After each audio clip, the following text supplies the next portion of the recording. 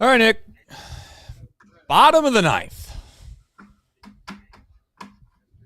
Got some runs to spare, but still need to finish the job. Reds up 8-4. It's been a pretty fun ball game. Yeah, I think that they want this to close down so bad they just said Emilio Pagan will be in the baseball game no matter what. Now they're off tomorrow. Don't know who's left anyways, if we're being honest. It doesn't look like a good start, if we're being honest. Oh, are you almost synced with me? We are perfectly synced because I was listening to your audio while I was watching the game earlier, and I heard the base hit pretty much exactly at the same time that I was watching. I don't know how we're synced up. That never happens. But let's go. Miracles happen. First time for everything.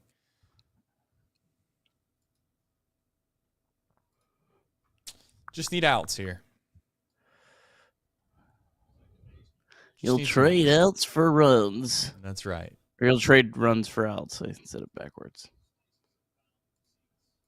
I think it works both ways. Yeah. Also, since you're my friend, your tweet earlier, I didn't say anything on X because I felt like it would maybe spark some other haters to come out. But I think you meant to say overstate instead of understate. I don't know. Maybe. What was this in reference to? Sam Moll. Oh, yeah. Can you read that? I mean, we have a little bit of time here. Can you find that tweet and read that back to me again? I don't think you can understate. Yeah. I still don't even see what I did wrong here. Maybe I need to learn the English language a little bit better. No, I think you know the English language very well, probably better than me. But I'm saying you said that you don't think that you could understate, which would mean that you don't think that you could say anything less. Oh yeah. I did. I think you mean overstate. Like you can't overstate. You can't right? Yeah. Oh man, that's a right. I mean, I could be wrong. Maybe I'm wrong. You're right. Well, now you're saying that. I'm thinking like you can't understate the importance of this. I don't know. Well, let's ask AI. Chat. Yeah, I mean AI. They know everything. they know everything. AI got me in trouble with Solly one time. I know that. The correct phrase is cannot be overstated. Okay, so you are correct. Man, that's a brutal 308 likes and. Well, no, I mean, listen, trust me. The American population isn't the most intelligent one at times, so I think it works out fine. Not a big deal at all. In fact, I don't think it is a big deal. By the way, I really don't. I just thought it was. I read that and I was like, I think he means the other way, but everybody does get it. So yeah. Isn't that the purpose of language anyways? Is you're trying to get your thoughts to the next person, so it actually does work. That is true. On the precipice of what we're trying to accomplish as a human race. Going really deep into the weeds here when we need to win a very, very big baseball game. But I just want to say that we do have one out with one on. And it's a perfect time, by the way, to be running in-game ads. Clearly, they forgot to run that thing a couple innings ago, and some producer just said, yo, we got to run the Miami Valley Gaming, no free ads. They just dropped it in the 9th inning with one out. All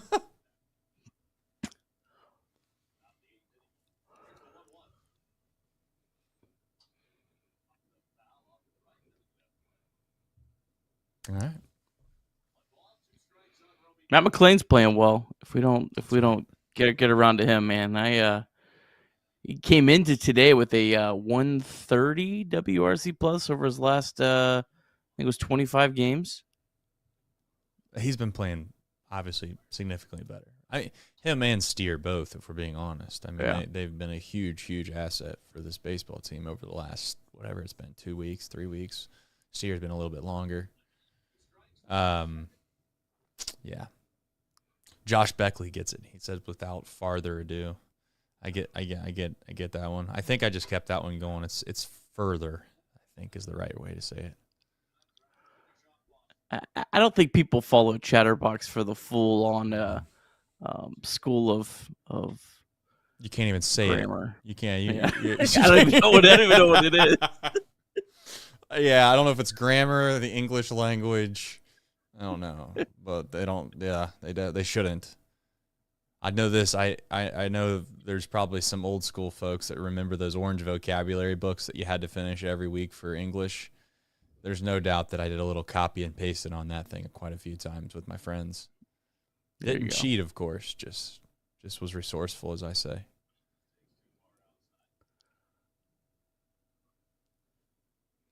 This is a kids show, by the way, so we got to make sure that, cheating is very much inappropriate. You should not copy off your friends for homework. You should figure it out yourself. Certainly don't use AI. Although it is funny, once you get out of school, you decide that you're going to use the calculator for all the things that you weren't allowed to use the calculator for, and then you definitely use the internet for almost anything that you need to figure out that you don't already know.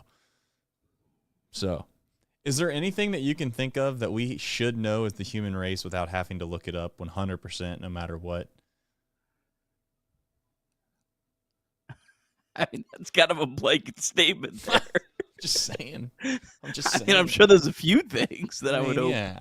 I would hope. Do I really need to know like my multiplication table anymore?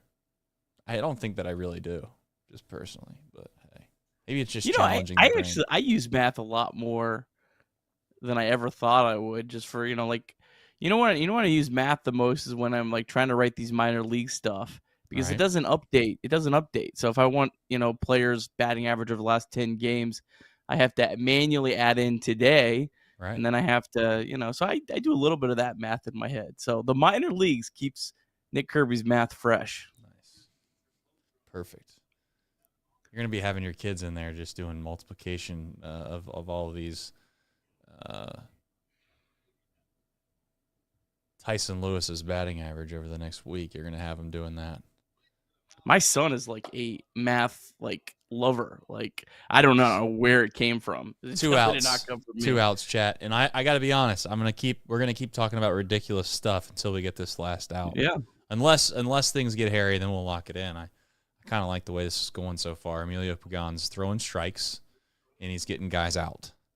And I'm okay with the guy ripping baseballs off the wall. By the way, so if they think they're gonna get enough guys on base by just hitting the ball in play. There we go. Boom. Bam. Big win. I'm not saying it's, we didn't win the World Series. We're not hanging the banners, but you know what we did do? I mean, you know what we did do?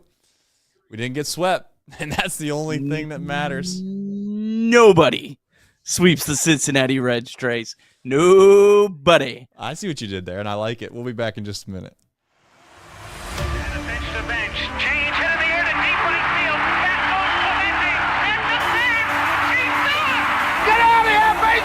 He scored! Oh my God! Can you believe it? Johnny Bench has tied it up. The Cincinnati Reds win the World Series in 4 straight. It was a sweep. In the dirt, it's a wild pitch. Here comes Boston. The Reds win the pennant. Perkins won the game. That ball is fair. Cincinnati's ahead. 2 games to none. Welcome Joe Randa to Cincinnati. Adam Dunn has done it again. Benschoter backing and calling. And the 1990 World Championship belongs to the Cincinnati Reds. Marty, yes. This is Adam from Milwaukee. Hey, Adam, how you doing? I'm good. How are you? Good. Do you think Scott Chatterbox is a good player? Dunn up there with the bases loaded. The outfield deep and around toward right. And the 1-0 on the way to the plate. Swung on. Long drive. Right field. And this one belongs to the Reds. And a high drive. Hit back into deep right field. Junior has just knocked the door down to the 500 club. Benson's first home run is a walk-off winner. That ball had a family. And De La Cruz is, oh my goodness, look at this kid run. My, oh my, that is a triple. Matt McClain's first big league bomb. Spencer Steer's first big league hit is a home run to straightaway center field. Joey Votto's done it again. The pitch. Votto swings high in the air. Right field. Yes! He pointed to the dugout to say, I told you. That is Joey Votto's 315th career go-ahead ribby. Only Johnny Bench had more as a Red. And I can't tell you how much it means to play in front of everyone here in Cincinnati as a Red. What a gift. What a tremendous gift. So thank you. Thank you. I think I can speak for all of Reds country. Joey Votto, thank you. High drive, left center field, racing back to the wall, Bourgeois. The Reds are National League Central Division champions. In the air, left center field. Did he? He did! He did! Red win! Win! Line to the right field. Genius, the first Red ever with 4 home runs in a game. Can you believe it? In the air, down the right field line, doesn't have a chance. The Reds have won on a 3-run home run on opening day by Ramon Hernandez. A strike away and out away is Homer Bailey. Ground ball to third. Frazier gloves. Throw to first, and Homer Bailey, for the second time in his major league career, has tossed the no-hitter. Oh, my God. Are you kidding me? Holy Moses, the second player in major league history to hit 7 home runs in the first 10 games. In the air, and the Reds win. What a dream beginning to the career of Jay Bruce. All right, Nick, welcome into a split show. I don't know, is it a winning edition? Is it a split edition? It's not a losing edition. That's all I know. And really, that's all that really matters. You can't overstate how big of a win that was right there, Nick. I got to tell you, we are at a point in the season where it feels like we are riding a very fine line between falling apart and treading water to get hot again. I'm not sure which way we're going to go, but I'm looking forward to the homestand if we can just survive the next few days. Yeah, the Reds got a brutal series coming up against the Phillies that we'll talk about later. So this was a huge win after you kind of let one slip away. It looked like you were going to steal a game earlier today. That one slips away, and then you kind of steal it right back a few hours later. I mean, the Reds had no business winning this game. I mean, they were down 3-0, gotten absolutely nothing going all day, and then somehow end up with 8 runs at the end of the game. This has been a wild baseball season. Well, the series I thought in general was kind of wild because you have a situation where the game gets suspended and you don't really have a whole lot of ammo to go in and say whether they played well or not on the first game of the series. So then you're judging basically your entire thought process over what's going to happen basically today. And I guess to a certain extent, it does feel like I guess they let the game slip away in game 1 today. But game 2 was almost more impressive, and it's a weird. What I was getting at is it's weird in which the way in the series goes, right? If the Reds win game 1, they drop the next 2 games. They get relatively like they're not even competitive in those games. We're probably sitting here right now having a conversation about a baseball team that's completely different than what we're about to talk about. Yet the record would have been the exact same in this series, which is just funny how the narrative really it gets captured based off of what you did more times than not the last game of the series. Reds lose the series. First time they lost the series in quite some time, and more importantly, they did not get swept, which I think, Nick, if I remember right, that's all we really wanted. I'm not saying that I'm thrilled to death that they didn't win the series. I'm just realistic from time to time. They were due to lose a series. The question is can you stop skids? Can you make sure that these things don't pile up and you don't lose all the ground that you made up by winning all the series prior to? So, big win. We'll get into that and more. Nick, as many times as people complain about the intro, as I've said 1,000 times, it does give you some time to do the box score recap. And what else gives you time to do the box score recap is some super chats. So we'll do that right now. Super chats coming in from Jacob Doyle. He says, we will not be swept. You know, we've been saying it for a while. I thought maybe at the beginning of this whole thing it was kind of a jinx, like, probably shouldn't say this. Turns out, maybe we just can't get swept. I don't know. Optimistic John. I love now that I can't even see the names, but I'm just basically knowing exactly who everybody is off the first 3 letters of their name. That's Optimistic John. How could you not know? Who said Espinal is not clutch? Baseball savant. Baseball reference. Outside of that, outside of the stats, outside of the statistics, and half the fan base, maybe 80% of the fan base, nobody said he wasn't clutch. Nice tag from Matt. Hire Dunny17. He's a big fan of him, obviously. He said he is good. Dunny was good. I appreciated the call he had the other day as well. Called you out, by the way, when you were trying to spread conspiracy theories, which I appreciated. RD711 says, and still unswept. Ned Flanders says, if I see one more ball bang off of that damn wall of a Reds pitcher, I'm going to paint my wall green and bang my head until I forget.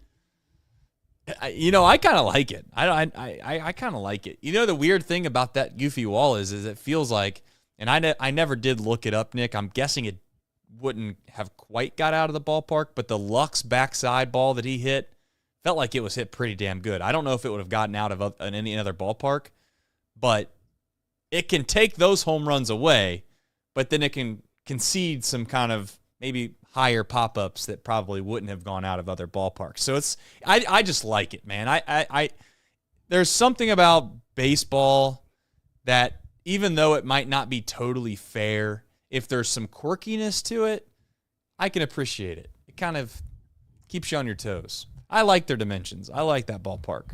I don't know.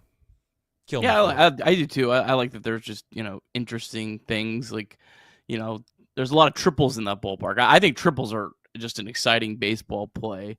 And that ballpark lends itself to that. And then just some balls are homers, some balls aren't. It's got to kind of be a little bit of a roller coaster there, sometimes when you go on the road and then you come back there and you're like, oh, man, that would have been a home run. But, the Red Sox, I think they've kind of been able to capitalize over the years on their ballpark, finding players that profile better to take advantage of it. I wish the Reds could maybe find that same recipe at Great American, and maybe they'll get there at some point. But yeah, I love everything about Fenway. It's an incredible ballpark. Yeah, I even like the fact that the scoreboard on the Green Monster kind of sticks out a little bit, so it's like kind of got like a chance for it to like kick off of that as well. It's unique. I like it. It you know what it does, which we'll talk about here in a little bit. It gives opportunities for plays like the one that Matt McLean made. You don't get that. You don't get that in any other ballpark. It just doesn't happen. And you got to see that tonight. All right. Anquilla the Great says, the intro is fine. Just really loud at the end. Maybe so. I don't know. We probably didn't balance the wave, the levels on that well enough then, perhaps. Not totally sure. Philip says, boys, have a great and safe 4th. I will do that. Shout out America and America's pastime, which we're going to talk about right now. Nick, go ahead and give us the Game 2 recap, box score presented by Nick Kirby. All right. Reds taking on the Boston Red Sox. Reds trying to avoid getting swept for the first time this series. Nick Martinez going up against a bullpen game for the Red Sox. Martinez gave up an unfortunate run in the bottom of the second. Rafaela hit a ball off the wall, but Friedel dropped it, trying to field it, which allowed him to get to third base, and he would end up scoring on a sac fly for the game's first run. The Reds' offense was really dominated by the Red Sox pitching staff early through the first 6 innings. The Reds had just 4 base runners and never really threatened. In the bottom of the 6th, Wilyer Abreu hit a ball that just snuck out in right field over the glove of right fielder Rhys Hines for a 2-run home run. It was Abreu's 3rd home run of the series, put the Red Sox up 3-0. But then in the top of the 7th, the Reds loaded the bases with no one out. The bases were loaded on a 8-pitch walk. Really nice plate appearance by Gavin Lux. And then Christian Encarnacion-Strand unloaded on a 96-mile-per-hour fastball. Hit it 439 feet for his first career grand slam. 4-3 Reds. Reds will get a huge insurance run on a TJ Friedl double and Ellie De La Cruz RBI single. Nick Martinez came back out in the bottom of the 7th. He gave up a weakly hit ground rule double, and then the next batter, Rami Gonzalez, hit a ball off the green monster that was just out of the reach of Austin Hayes. The ball took a big bounce off the wall, and Matt McLean, playing shortstop on Wednesday, sprinted out to left field, picked up the ball barehanded, and fired to Espinal at third base. Espinal reached back, made a nice tag to gun down Gonzalez for a huge first out of the inning. Reds lead down to 4-3. Taylor Rogers came in, got the Reds out of the 7th with the lead. Then the Reds put up 3 more runs in the top of the 8th as the Red Sox threw the ball all over the diamond. Reds lead 8-4. Tony Santiana, perfect 8th. Emilio Pagan picks up his 19th save of the season, now 19 for 22. Reds win 8-4. Reds now 45-42, and no one has swept the Cincinnati Reds this season. Beautiful, absolutely beautiful, and we all knew what the deep drive of the day was going to be. How could it not be? Christian Encarnacion-Strand, also known as CES, just as John Sadak let out the fact that he has not hit a grand slam in his career. There that man went. A grand slam to center field. That's his 6th home run of the year. 109 off the bat, a moonshot. Nuke, as some of the kids would say, but I would say the times are probably not appropriate to be saying those things, but here we go anyways. 439 feet. And check out this. This is probably an all-time win probability. 38.2% boost. The win probability for your Cincinnati Reds would jump up to 70%. And as we all know, it would be 100%. DSC, they are a leader in renewable commodities for biofuel production, specializing in used cooking oil collection, aggregation, and sales. Visit www.deepsouthcommodities.com for more information. Also, want to mention that we are launching some 513 golf videos this week, and we're excited to announce that we do have the $100,000 2-person scramble aimed at the common golfer right here locally in Cincinnati. 60 miles. You got to live within the qualifying. No pros, no collegians, no NIL superstars, so nobody's going to come in and bring ringers. Trips to Pinehurst, tee times at TPC Sawgrass are a few of the closest pin prizes, and just $150 to enter. So if you are a golfer or you know a golfer, let them know about it. We're taking registration up for the next month. So big time swing by CES. I was thinking, Nick, during that at bat, I was actually thinking to myself how absurdly small sometimes the opportunities are in Major League Baseball. The margins are just crazy. If this doesn't happen, then that wouldn't have happened, and just the domino effect of what could be. I'm not forecasting this, but I would love for it to be the case. CES, as I've said before, I don't know how many more opportunities he was going to continue to get on a day in and day out lineup basis. At that point in the game, he had not gotten hit. At that point in the game, if he would have struck out in that spot and the Reds find a way to not score and or not find a way to kind of capitalize on bases loaded with nobody out, he would be absolutely getting crushed right now in this postgame. Absolutely smoked. But instead, one swing of the bat, he's the hero. He's the guy now that hopefully can catch his stride and carry this baseball team offensively for a little bit. You don't know what's going to happen with Steer, or maybe we'll get into that here in just a bit. I'm hopeful as he's gotten hot, that doesn't have any kind of setback there. But more importantly, maybe the most impressive thing, Nick, the first 2 months, this baseball team would have shut down after the 6th inning. And I've said it once, I'll say it again. For some reason now, that is completely flipped. They have found a way to score runs late in baseball games, flip the narrative, and win games. And they have not done that at all. You almost have to go back to what Terry Francona said, obviously, is it's just baseball. I don't know what's going on. Eventually it'll flip. It's starting to flip. That's a massive, massive swing in a big spot.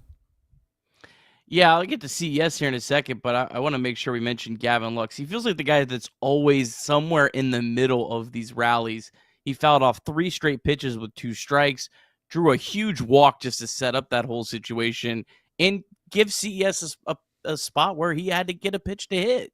And Gavin Lux, man, he may not be putting up the most incredible numbers of 759 OPS, but he has great plate appearances and really provides some much needed balance to this lineup of a guy that just is that grinder at bat that is able to draw some walks. But yeah, this is why CES gets a longer leash than a lot of other guys, because he can hit a ball 439 feet with the bases loaded. That's why he's going to get a longer leash. It's why he should get a longer leash.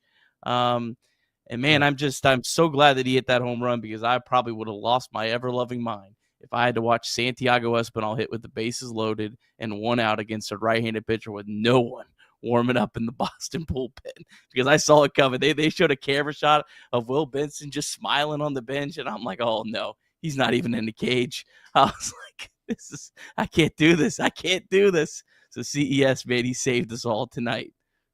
All right. I also want to bring up, you talk about leashes, if you want to call it that.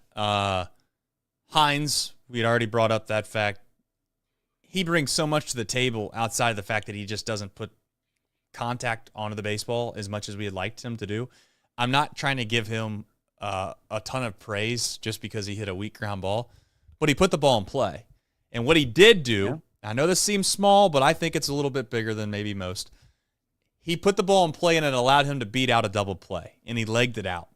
And if that's double, he does hustle. And I think the Cowboy illustrates that very well during broadcast. But anyways, he beats that ball out. And I tell you, and again, maybe I'm overstating it, I think he had an effect on the Lux at bat as well, because the guy throws over twice. I think it was Hicks throws over twice. You obviously know that you can't disengage again. That's, a nice run over there, if you want to call it that. A good. I don't want to make it seem like it was, evolutionary. But point is that he seemed to be worried about him a little bit. You throw over twice, you can't go over again. Lux walks. And then, again, I'm not trying to give all the credit to Hines, but it's just small things that happen in a baseball game to where you kind of overlook them. Just like you overlook Stevenson's at bat. He gets a big hit there. I thought he was going to try to stretch that into a double, and it looked like it would have worked itself out if he did try to stretch it into a double. But maybe it worked out for the better for the Reds that he did it. It's just baseball. What a stupid game. It's almost like if he would have gone to second, maybe the inning would have just been completely different. But instead he stayed at first. He grounds out. It almost allows the better, faster runner to get on first base, and it causes some domino effect in the inning. So maybe I'm looking too far into all of it, but just funny how the game works out that way. There was a few very questionable base running decisions by the Reds that the Red Sox weren't able to make the Reds pay for. Either they bobbled the ball or threw it away or did something. I think J.R. House was trying to hold CES up at third base. I tell you what, J.R. House needs to have a better hold sign, because he is stopping absolutely no one that decides they want to go home. I don't know. They just do not listen to him at all at third base, but it worked out. Yeah. And it is funny, because if those things don't work out, that's the big talking point of the show. This team can't run the bases, But, hey, it all works out tonight, and everything's good. Everything is gravy. I think Stevenson had hits to start both of the rallies in the 7th and the 8th. So he had a couple big hits. How about that play from Matt McClain? I know Trace Fowler. That was a baseball play. I know you were you were dying watching that. I thought, as I think I made a post about, you can do those types of things over and over and over again, and nobody notices, and you don't get rewarded for it. I mean, you can back up the play 99 times, and it never showcases itself because the play is made and you don't have to worry about it. Matt McClain could have ran all the way out there, and the ball basically just caroms off the wall a different way, and nobody even talks about Matt McClain even thinking about that. And I think heady, smart, good baseball IQ players, they're thinking through all of these things before the game starts and or before the pitch is made. Matt McClain did not just decide when that ball was hit, let me just go randomly run out there. That was discussed. I'm not trying to maybe give the coaching staff a ton of credit. I don't know. We don't like to do that as fans. I wouldn't be surprised if the infield coach and or some coach, bench coach, mentioned, hey, this ballpark's a little quirky. If there's a ball that's hit over your head at shortstop, just start running out after it, because there's a chance that it just ricochets all the way back to you. whoever kind of obviously discussed that or made the play, it paid dividends. And I also think it was a terrible, like, one thing I want to say is the Red Sox made some terrible decisions tonight that we were the benefactor of. And that's what good teams do. They make you pay.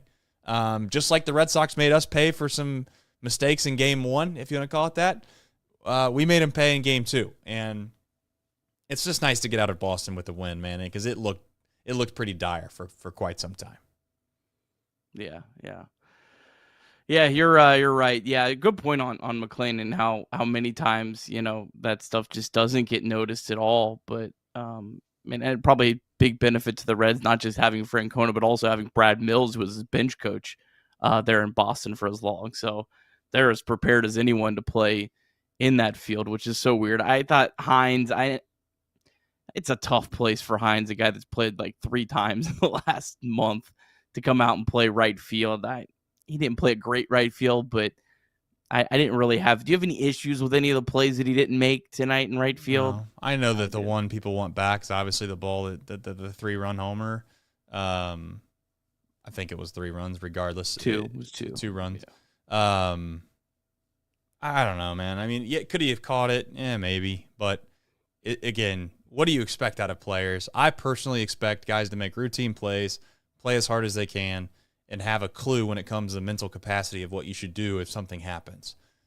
Like, I would be completely upset beside myself, and I don't know the Boston players well enough to know who was the guy that got thrown out of the third. I give McClain credit for making the play. I give Espinal credit for making the tag. But actually, as a fan of baseball, you've got to be a downright idiot to be trying to take third base right there. The ball's right in front of you. And you try to take third base. And I got to be honest, he really, it wasn't even a close play. If it was like the play that Espinal had where he's trying to get to third base and it's bang, bang, and you're like, oh, he slid off the base, he's out, but he kind of beat the throw, I have no issues with it. He was out by 8 feet. He was out by 8 feet. The throw was a little offline. Espinal kind of went and got it, dove back. It was a terrible decision by him. But again, that's kind of where my focus was for quite some time. I give McClain all the credit. But again, I'm just thankful that Boston just did not play their best in the last few innings. They just didn't. They didn't make any plays defensively. They allowed the Reds to add on.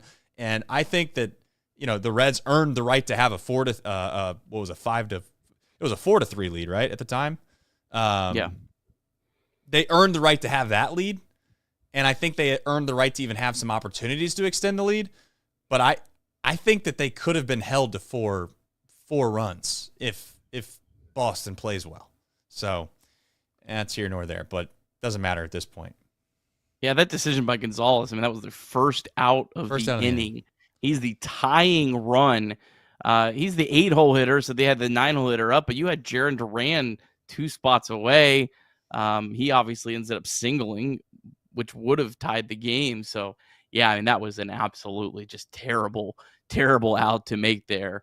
And yeah, the Reds got a big break, and they capitalized on some big breaks, which they didn't do enough of early in the year. No, they did not.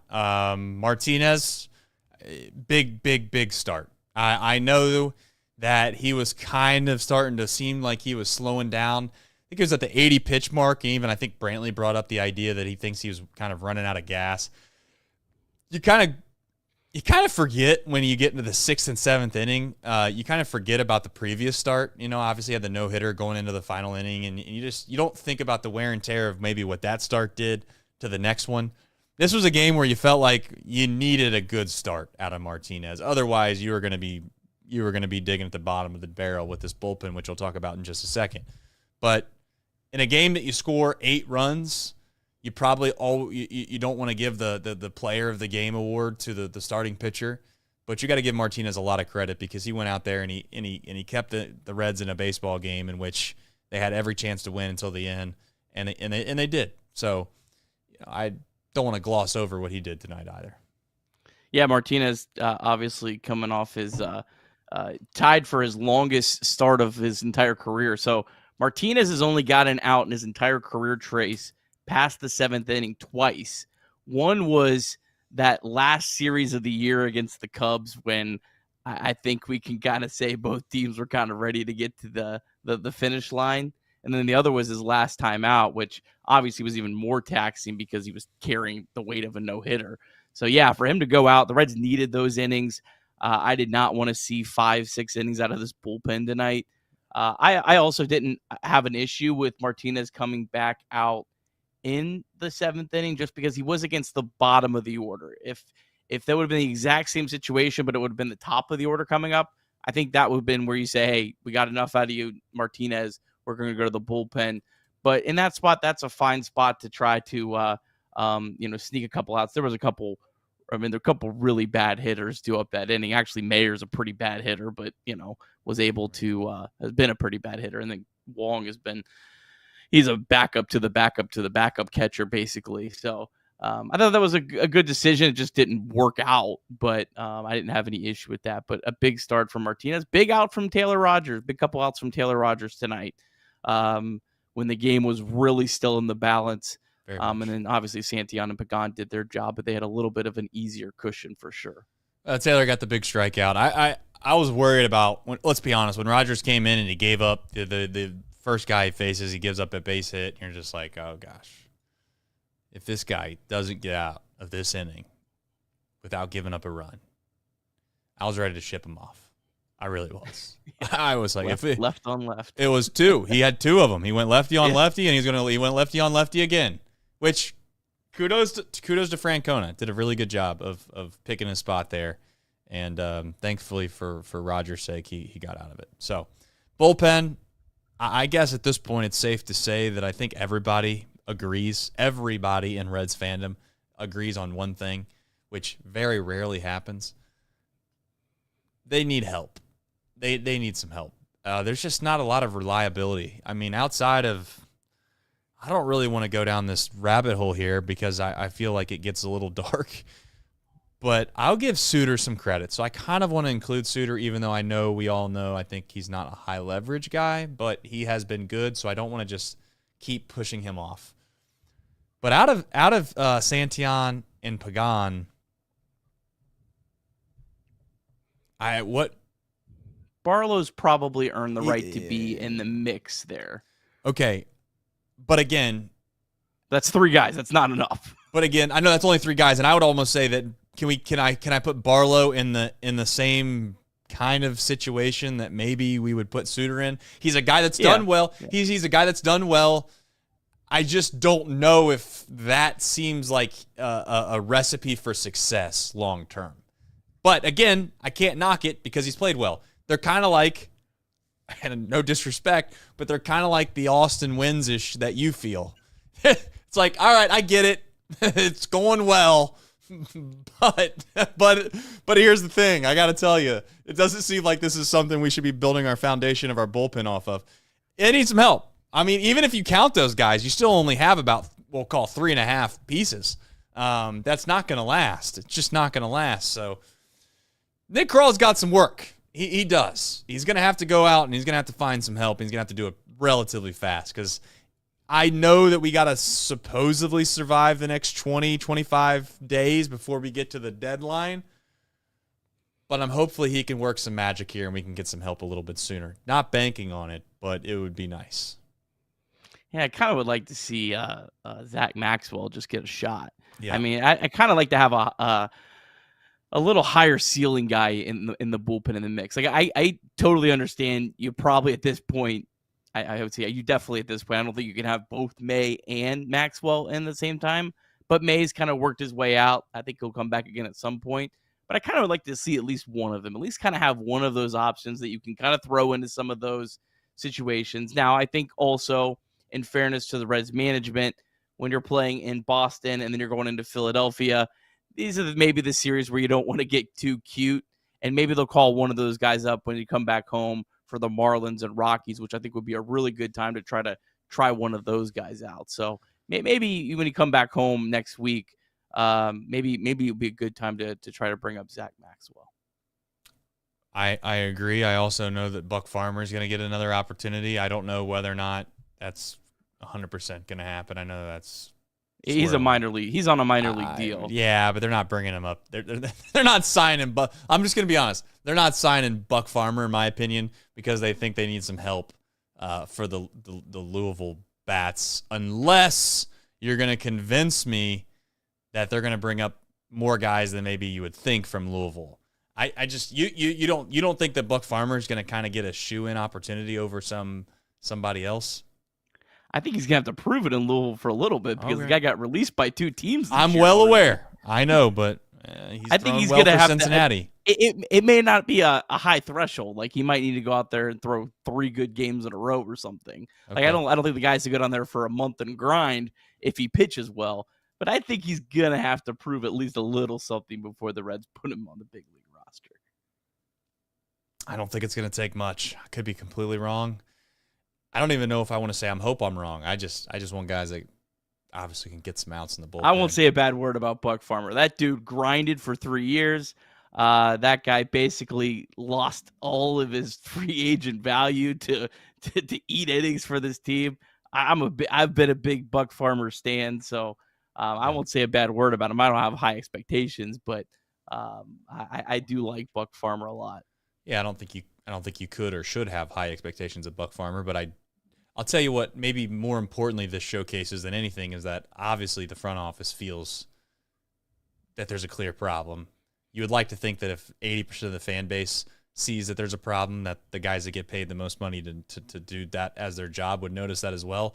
It's clear to say that they do know that, and we'll see what the future holds, but we need some help. Hopefully it comes fast. All right. As always, speaking of help, if you ever need help, there's an anonymous hotline 24/7, day and or night. You can text and or call 988. It is okay to not be okay. Suicide and crisis lifeline. Also visit mantherapy.org as well if you have some things that you're just looking to perhaps get some information about. If you have something that's kind of happening in your life that you might need some insight on.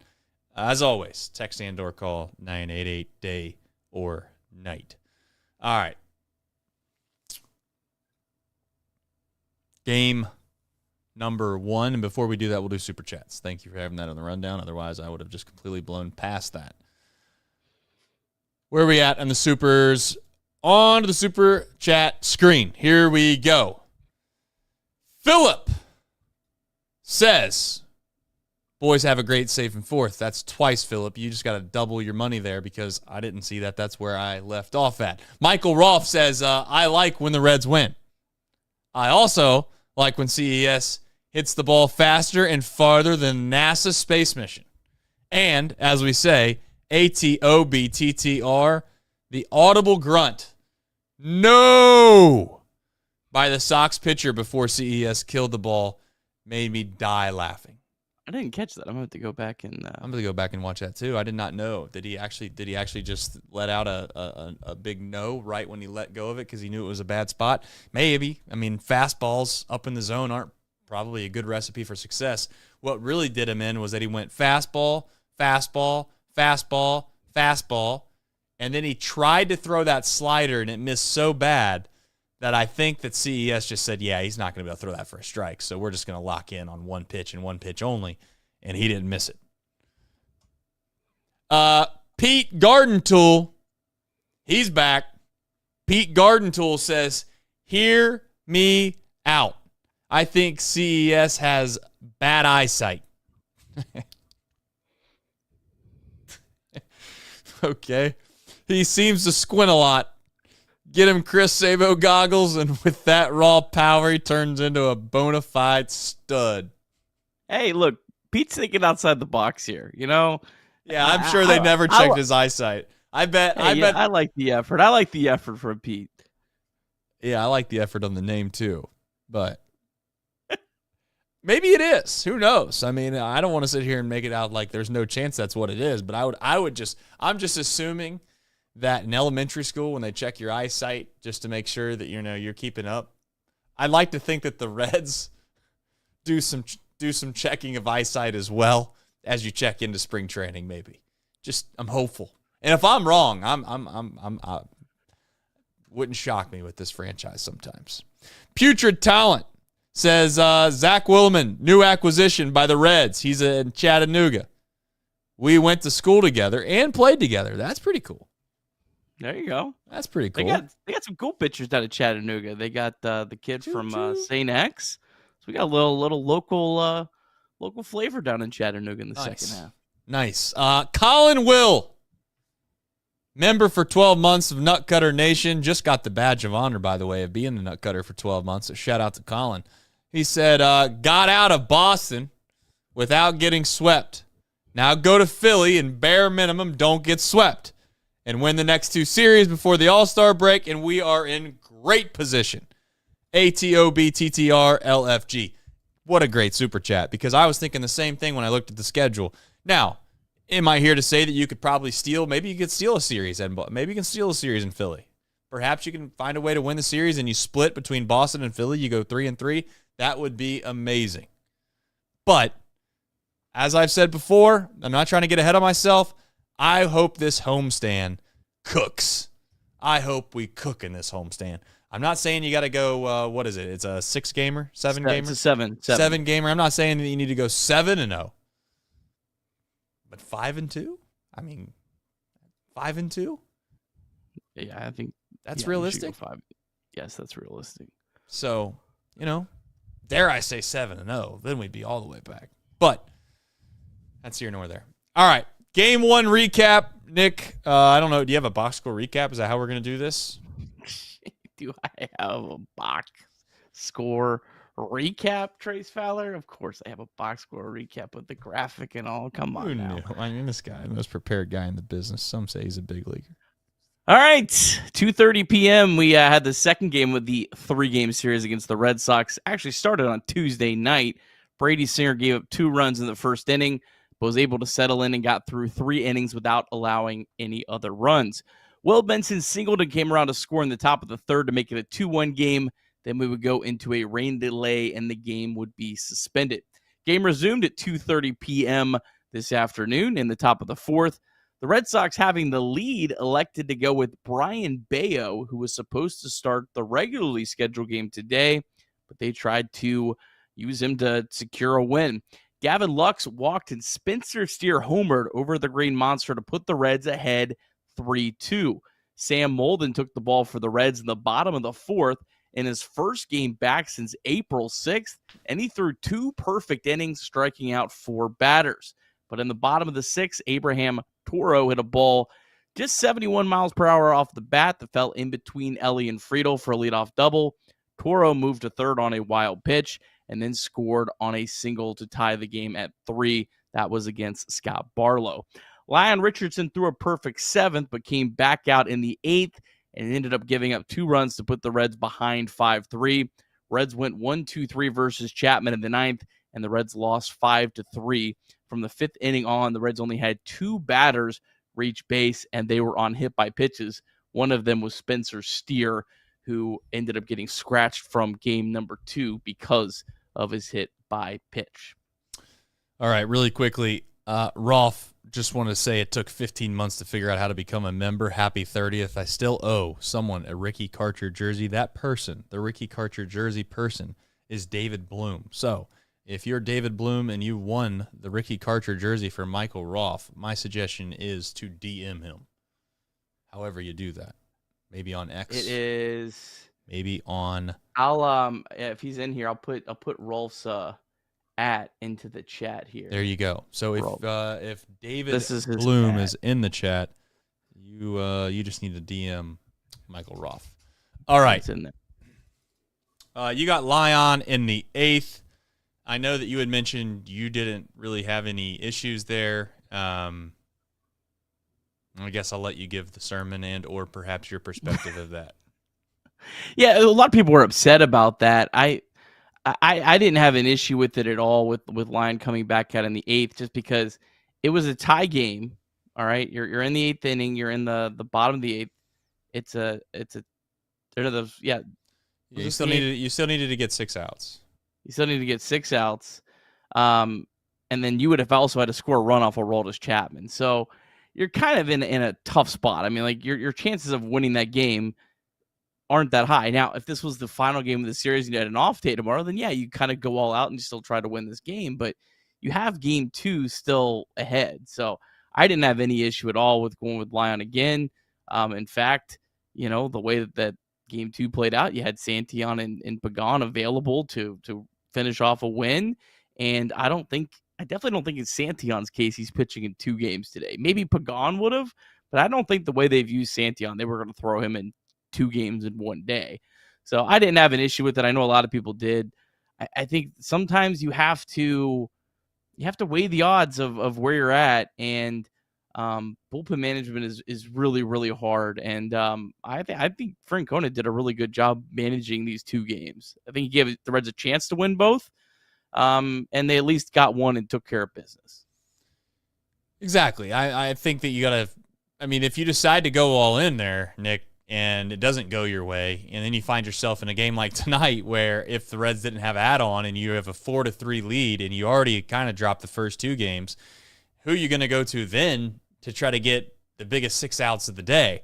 Damned if you do, you're damned if you don't, because when you have 2 games in one day, it makes decisions a lot more difficult and or a lot easier to second guess, if you want to call it that. So, I'm not gonna sit here and act as if there's a major problem. And the other thing too, like if it all worked out in the 8th, nobody would have said anything anyways. Like it just you literally get no credit if it works out. You only get blamed if it doesn't in a situation like that. So, I don't know, score more runs, I guess, is the solution. That would be nice. I actually think both managers kind of managed the games well in terms of their pitching. And I kind of like the chess match. I love that the Red Sox, they had the lead. All right, we're up a run. Let's use our starting pitcher in the game that we have the lead. We know is then we'll use the bullpen game for game 2. I thought they managed it well. The Reds almost still stuck. It got 2 runs off him, but then he settled it and pitched really well. So the Reds almost made it backfire on them. But I thought they managed it well, and they almost snuck out game 2 as well. So I thought Cora managed his pitching well today. I thought that Tito managed his pitching well today. These were 2 fun baseball games. This was one of the more fun days of just baseball, of back and forth. A lot of interesting decisions that were made. I don't know. I enjoyed today's baseball action. Yeah, just the way in which the second game went, you kind of I don't know. You kind of make the decisions in game 1 a little less important. Yeah, thank God they won game 2. Yeah. It's just like the perspective is so different, win or lose that game 2. If you win game 2, it's like you almost couldn't have made a bad decision game 1. If you lose game 2, then every decision you made in game 1 is wrong. It was a massive win. I know that people probably outside of Cincinnati don't really understand how big of a win that was, but even to keep some momentum, that is a big win. Take away the whole sweep thing. And I know that people we're making that a bigger deal than maybe it should be. But it's just at this point, it felt like this team was taking 1 step forward, 2 steps back. And now it kind of feels like they took 3 steps forward, 2 steps back instead. That's the way I would phrase it. Like we're still kind of a step ahead here. I think the sweep is a huge deal. The Reds have played some bad series this year. Like, think back to some of the series. We're like, man, that was a bad series by the Reds, but none of them, they actually got swept. That's a huge thing. And that's consistency. Not getting swept is consistency. The fact that basically you haven't lost more than those biggest losers, I guess 4 games if they haven't gotten swept. They haven't lost more than 3 games all year. I don't know. I could look that up, but that's a sign of consistency, and that's really important. That's the only reason the Reds are still in this thing. Sign of good starting pitching. Yeah, that too. Yeah, I think that's most of it personally. Good point. And it's largely just based off the idea that this team has typically within a 3-day window a really good starter, good starter, and it helped. That is such a pivotal thing that we continue as Reds fans probably not to appreciate enough. It's just how good we've had it from a starting pitching perspective. And the bullpen, more times than not, has held the line in some pivotal moments that allowed us to stay afloat. They're not good enough, to be very clear. It's not a good enough bullpen to kind of maybe get to a postseason at this stage, in my opinion. But they've also not been a complete disaster either for long periods of a time. So they've turned the page quickly this year. Like they've had some real, and maybe that's credit to Francona and Johnson and Mills and everyone. They've had some really bad games and they have forgot about it the next day. And Francona has preached that every single day. What happened today it doesn't bleed over. And it hasn't felt like the bullpen has had 3 or 4 bad days in a row. It feels like when they have a bad day, even today, they had a bad afternoon and they had a good evening. They have not let it snowball on them. And I'm with you. The bullpen is not good right now. It is an absolute ticking time bomb, but those guys have done their individual jobs, I think, well, and kept this afloat. And whatever the message has been about turning the page, I think it's been very effective.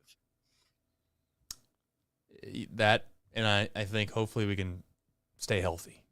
So there's just some big decisions, and there's some big X factor decisions. If you know, not even decisions, just X factor players that if they continue to play well, man, this is going to be exciting. I feel like there's no way that they're not in the hunt if Steer continues to play well. Hopefully he stays healthy again. I know he got hit on the hand. I don't know if that has there been any word on whether or not that has been good, bad, or indifferent. I don't know. And honestly, as I've said before, I don't know if I'm even going to trust whatever they say at the beginning based off of what I've heard from CES. You want the quote? Yeah, here we go. X-rays were negative on Steer. This, of course, from the legendary Cincinnati reporter Charlie Goldsmith. Yes. Francona on Steer. He got hit really hard. It was swollen. He wanted to play. He went but it was getting worse and more swollen. We see even Goldsmith makes typos. I love this. We didn't think it made a whole lot of sense to play him. We'll see how he shows up tomorrow, depending on how he's feeling. We'll see what we do or not. All right, so he went in, got hit on the hand, felt like it was fine, wanted to come back out. Hand continued to get progressively worse. Reds Medical decided, no, you're not going to do that. Now we wait and see. Basically, X-rays were negative, although I was told X-rays were negative off CES, and CES missed the entire year because he had a broken hand. So, again, I'm just cautioning everybody that sometimes, maybe on the X-rays it doesn't look exactly that. I don't think hand issues either are very conclusive right away. I think that those are the things that you can. I think if there's one of the easiest things to miss something on. Right, maybe so. I don't know, but I just know this. I will believe that CES or I should say Steer, have CES on my mind with the hand. Steer is healthy when he plays again. That's when I'll believe it.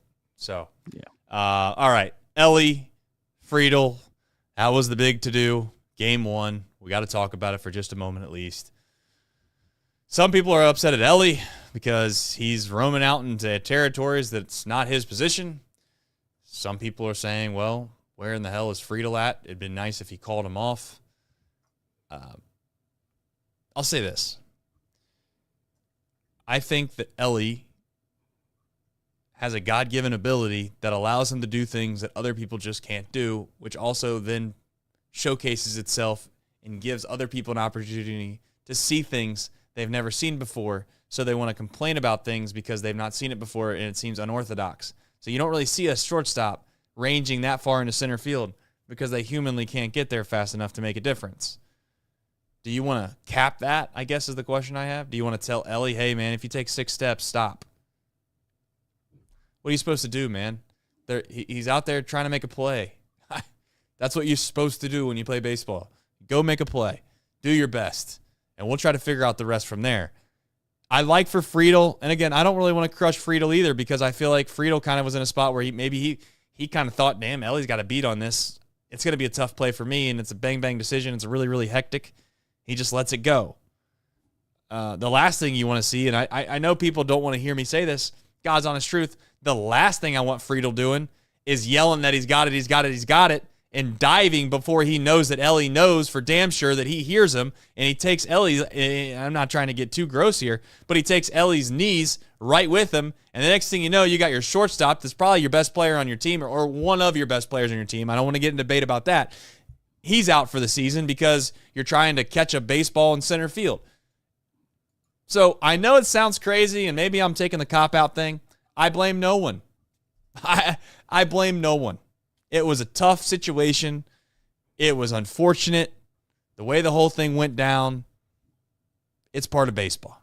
You get a broken bat hit here, you get a flare there, you hit a little bleeder down the line, and you get a fortuitous bounce your way sometimes. That's how I see it. The Red Sox got a little bit of a fortuitous situation that happened. Ellie almost caught the damn thing. In fact, I would say this, Nick, last thing I say. Ellie, I think, catches the ball if he knows Friedel's not there at all. And I think Friedel catches the ball if he knows that Ellie's not there at all.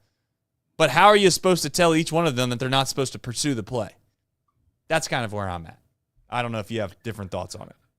Yeah, I was listening to the radio broadcast through MLB TV, and Chris Welsh said repeatedly that was just a great effort by Ellie De La Cruz. He thought that. So I also wonder if the camera angle was a little bit deceiving in terms of the proximity of Friedel to the ball, and if he could have actually made that catch. Because Chris Welsh seemed absolutely convinced that Friedel had no chance of catching that ball. But again, the one thing I like to do in those type of situations is I like to think, if I was a fan of the Boston Red Sox, would I be like, ooh, that was a bad play by the Reds? And I'd be like, oh, that was, hey, got a hit that worked. I wouldn't even think twice. Would you think twice about, oh, the Reds messed up that play? No, you wouldn't. And if you don't feel that the other way, then it probably wasn't that big of a deal, and you move on. I think it's a good way to look at it as well. I mean, you look at some of the plays tonight, and I know that they're major league players. You'd like to think they can make every single play, et cetera, et cetera. But like even the ground ball tonight, that allowed us to kind of score the extra runs there with the infield drawing in. Nobody wants to say this, but that's a tough play. Sometimes you just don't make every play. I mean, that was one of those spots where, again, I'll say it, I just don't think it's worth getting upset about, and it's just a part of baseball. I mean, you hit a flare into the Bermuda Triangle. Who are you supposed to get mad at? I don't know. It's baseball. It's what you're supposed to do. I know that there are other people like, oh, if Ellie was in center field, he catches it. Yeah, he might have. But he also made a backhanded play today that makes you think, damn, are there many other shortstops in the league that can make that play? And I also want to remind everybody, like, this isn't even so much about, like, Ellie's best position sometimes, right? Like, bear with me for a half a second on this, Nick. Ellie might be a better center fielder. He maybe fractionally better center fielder. We don't know that because he's never done it, but maybe he is fractionally a better center fielder. But the massive hole that's left behind because you're trying to replace a position that's much more difficult to replace, in my opinion, which is either a shortstop and or a second baseman. Okay, so Matt McLain goes to shortstop. Who plays second base? I like Gavin Lux. I think Gavin Lux is an awesome player. But do we really think that Gavin Lux, the drop-off between him defensively and Matt McLain defensively, is worth putting Ellie in center field? Of course not. It's a ridiculous thought. And maybe I'm sitting here and I'm talking to the 5% of fans that make a big deal or talk loudly about how Ellie needs to move to center field. But, like, it's a trickle-down effect that I'm not in love with. I'll just put it that way. I know you're not going to entertain it. I was just trying to give some rational reasons as to why you wouldn't do it. Well, again, my biggest point to all of this is you see the reckless abandon that Ellie De La Cruz plays with. I don't want him anywhere near a wall that he could run into over and over again, because this team is absolutely effed if they lose Ellie De La Cruz. I'm not putting a wall where Ellie has to navigate and potentially run into. And we're having to have him out for 3 months because of we try to get a tiny advantage that some people maybe think that I don't even think is an advantage. Yeah. So the other thing, like Fetter's big time fan. So I'm gonna, even though it's not a super chat, I'm gonna bring it up. He says McLain plays a decent short. He plays an unbelievable short. Matt McLain plays an awesome short. But again, he plays an unbelievable second base. And I don't want to lose that tandem that I feel like we have for the first time in a long time. I mean, when was the last time? I guess Cozart and Phillips. But, like, when was the last time you felt like you had two elite players at second base and shortstop? Both positions. Not often. And I know McLain's not been elite, but I feel like the ceiling there, we can agree there's a chance of that to be elite. And he's starting to play a little bit better. So, I digress. Yeah, Matt McClain, I said it before we went, before the game ended on the stream, but last 23 games from McClain entering today, he had a 130 WRC plus and obviously played well in both games offensively. So I think that McClain has turned a big corner offensively. And yeah, I mean, Cozart and Phillips were great, but neither one of those guys had hit anywhere close to Ellie De La Cruz. And I still think Matt McClain has a higher ceiling offensively than either one of those two guys had. I agree. And those were great players. I'm not trying to discount those players at all. Right.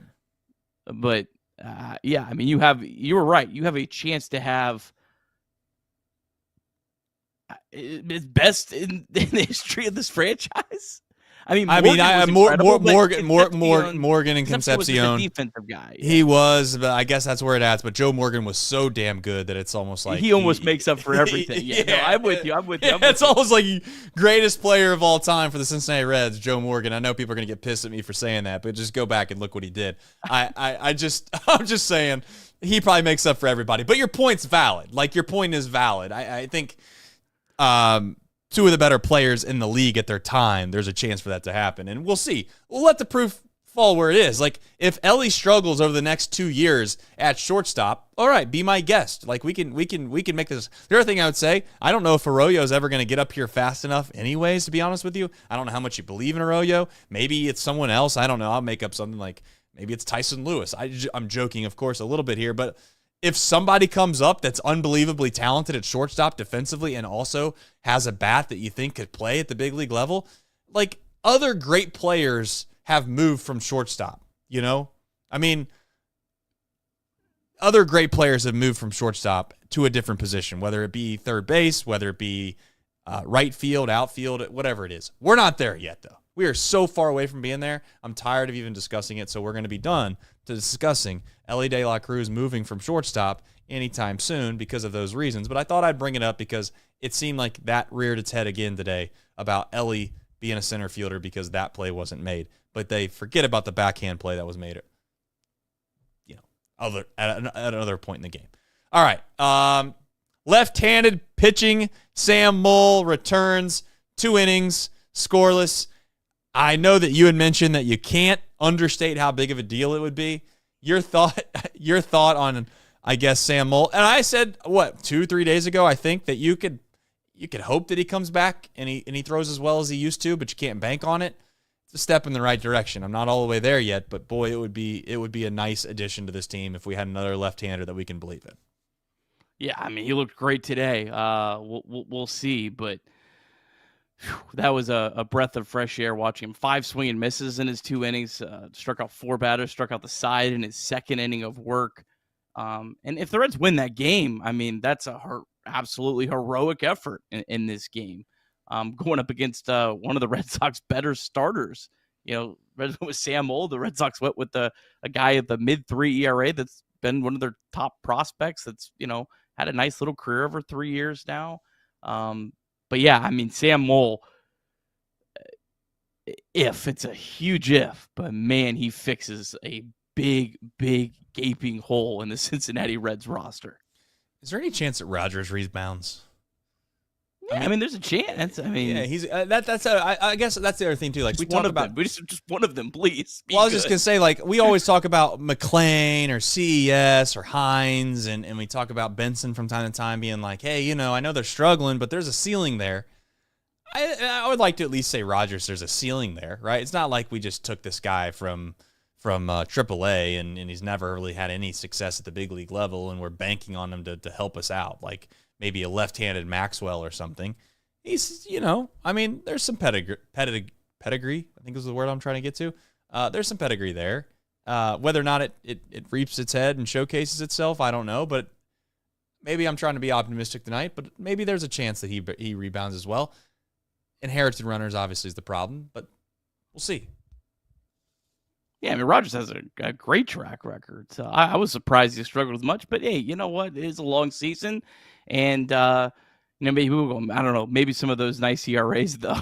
Seeing what his ERA looks like right now, I don't know if I buy him as much as I did a couple months ago. Like he had a 2.40 ERA. It's like, yeah, maybe I need to go watch every single one of those outings in 2024 with the Giants to see if I believe that 2.44 ERA is legit or not. But yeah, you need one of those guys to step up, and they both pitched well today. I mean, the best day of the entire season for Cincinnati Reds left-handed relievers, and I don't think it's close.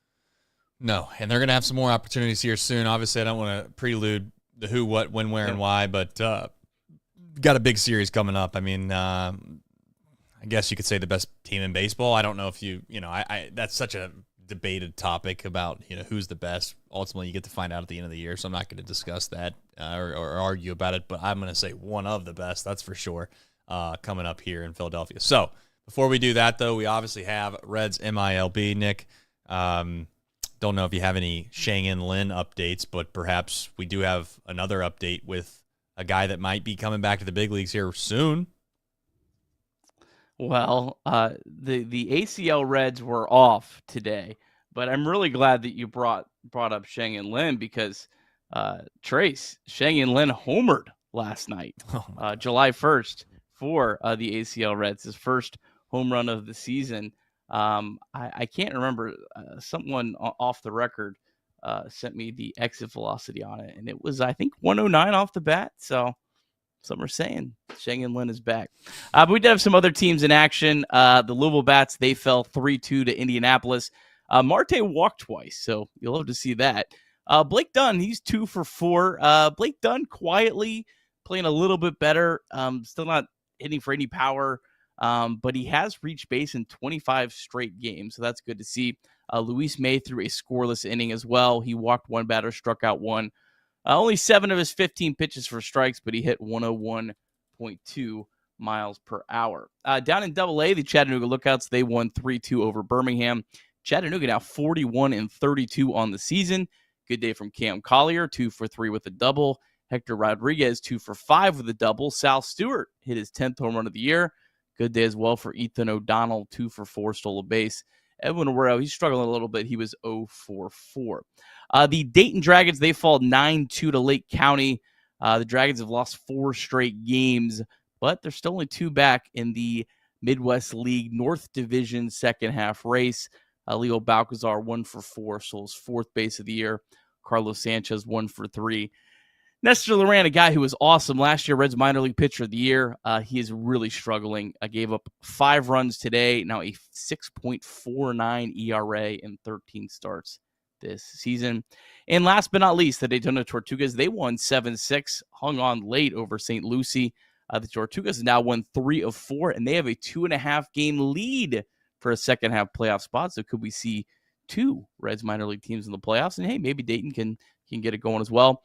Alfredo Duno, 2 for 5 with a double. Sammy Stafora, 1 for 5. Good days as well from E. Smith Pineda, 3 for 5 with a pair of doubles. And Miles Smith, 2 for 4 with a double, stole 2 bases. That's your Reds MiLB. All right, we got something here before we got the who, what, when, where, and why. I got a DM from our main man. Let me make sure I get his name right here. I don't want to mess this up. We got a DM from Brian. Shout out, lives in North Carolina, loves the show, wants to stay connected to the city, so watches routinely, he said. But you wanted me to pass this along. Didn't want anybody to miss it. A big hang with him. I just say to that guy, you know what? What a sweet revenge that must have been when that CES home run just went directly out of the stadium. Was that from Carabas? Yep, old Jared Carabas. God, I hate that guy. Not a fan. Not a fan of him, you say. But yeah, if you're that guy, what a nice rebuttal that would have been. Big old hang with him, bud. So, hey, I'm gonna tell you a story about Carabas. Oh, please. I don't like the guy. Okay. So back in 2020, I made a little video about the Reds' run to the playoffs. Spent a lot of time and hard-earned effort on it, and that guy Carabas just posts the video as his own video on his Twitter account. No accreditation to me. Just, the Reds are on a cool run or something like that was his tweet. So that guy's a turd, and you know what? He got what he deserved tonight. That's fair. Got what he deserved tonight. A pirate is what he is, you're saying. Just thieving. Loser. Went the loser route. That's tough. That's like calling somebody pal. All right, pal. Chief. You want to call him Chief, Nick? Like, all right, Chief. Sometimes. Big Z says, Lux. Thanks, Nick. Lux fan. Appreciate you giving him a shout out. Gavin Lux is playing well. What's his on base percentage up to? I don't know. He's got to be pushing 400, right? I don't know. You're the stat guy. You tell me. 365. little short, but yeah, he's got 40 points to go. Who cares? 35. All right. Fair enough. We'll meet in the middle. You say 30, I say 40. All right. I'll say it again. Just don't get swept, baby. Don't get swept. Who, what, when, where, and why, Nick? Got to be honest. Probably the most daunting 3-game series I've seen all year. Friday, Andrew Abbott against Jesus Luzardo. He's 7-4 with a 4.06 ERA. Saturday, 4:10 start time. Nick Lodolo against Ranger Suarez. Ranger Suarez 7-2 with a 2.00 ERA. And then Sunday, Chase Burns against Zach Wheeler, 8-3 with a 2.27 ERA.